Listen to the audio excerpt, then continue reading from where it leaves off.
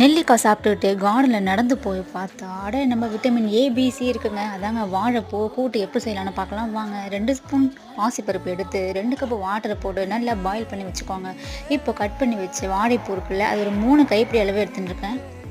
அதையும் போட்டு கல்லுப்பு போட்டு நல்லா பாயில் பண்ணிக்கோங்க. இந்த பேனில் 2 ஸ்பூன் ஆயில், 3 ஸ்பூன் கடலப்பருப்பு, 2 காய்ந்த மிளகாய், ஒரு சின்ன துண்டு பெருங்காயமுங்க.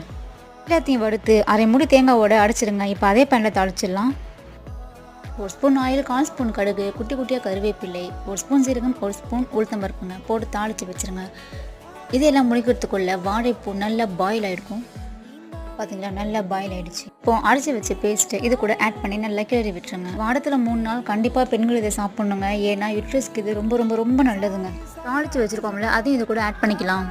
வாழைப்பூவை குட்டி குட்டியாக கட் பண்ணி தண்ணியில் போட்டு வச்சுக்கோங்க. தண்ணியில் கொஞ்சம் மோர் போட்டு வச்சுக்கோங்க, உங்களுக்கு வீணாக போகாமல் இருக்கும். இந்த கூட ட்ரை பண்ணுங்கள். மறக்காமல் நம்ம சேனலை சப்ஸ்கிரைப் பண்ணிடுங்க. நாளைக்கு சூப்பர் வீடியோவில் பார்க்கலாம். தேங்க்ஸ் ஃபார் வாட்சிங்.